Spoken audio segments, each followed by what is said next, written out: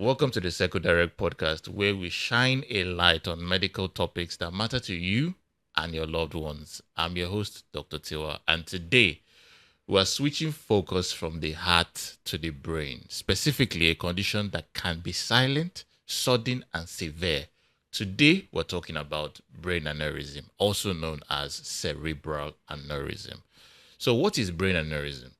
Now, a brain aneurysm is a weakness or a thin spot in a blood vessel that is in the brain that bulges out and fills with blood, much like a balloon.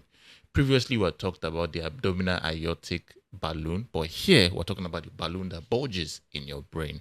That bulging area can put pressure on the brain, and if it ruptures, it causes bleeding in the brain, most specifically subarachnoid spaces. Now, if this bleeding occurs, it's also known as hemorrhagic stroke.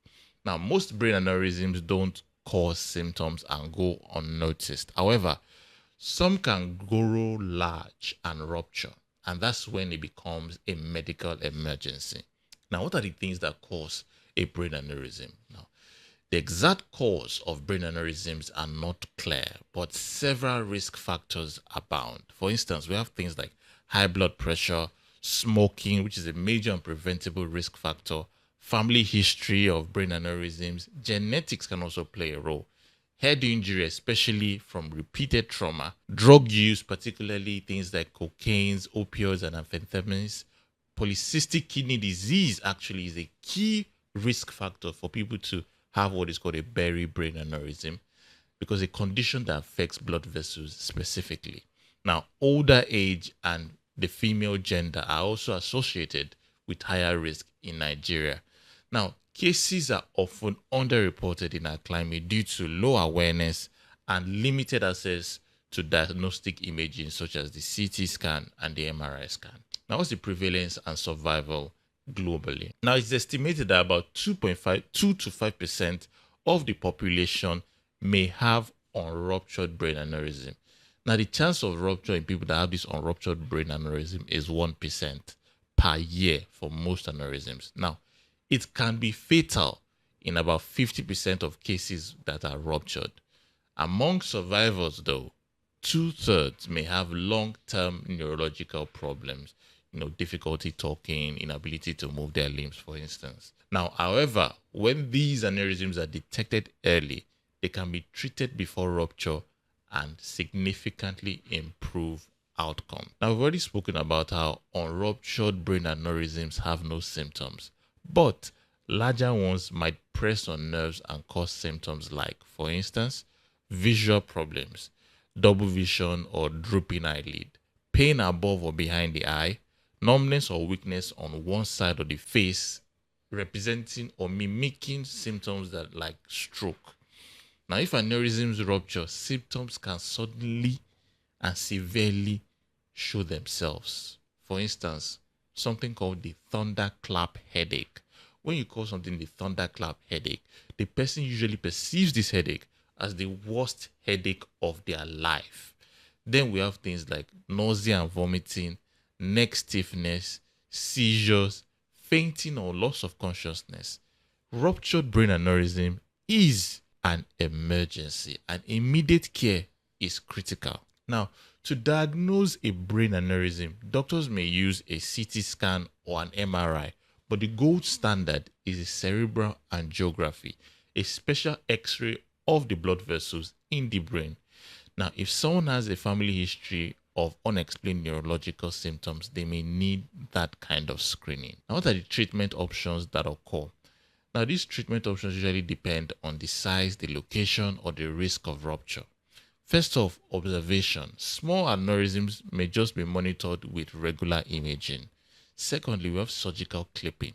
A neurosurgeon places a clip to close off the aneurysm.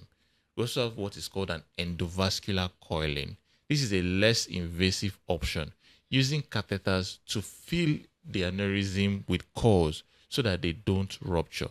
Both treatments aim to reduce the risk of bleeding. Now, what is the recovery that we have to look at after a ruptured aneurysm? Now, survival or surviving a ruptured aneurysm often requires long-term care and rehabilitation. depending on the severity of the bleed and how quickly the treatment was given. Now, a lot of survivors may experience things like memory problems or confusion, speech or language difficulties, weakness or paralysis, often on one side of the body, mimicking stroke symptoms, seizures, vision problems, as I've stated earlier, and emotional changes such as anxiety or depression. Now, the care after treatment may include things like physical therapy to regain strength and mobility, especially for people that have weakness of one side of their body. Speech therapy can also help people that have communication or swallowing issues. Occupational therapy so that people can be able to relearn their task. Medications can also be given to manage pain, seizures, or high blood pressure for said patient.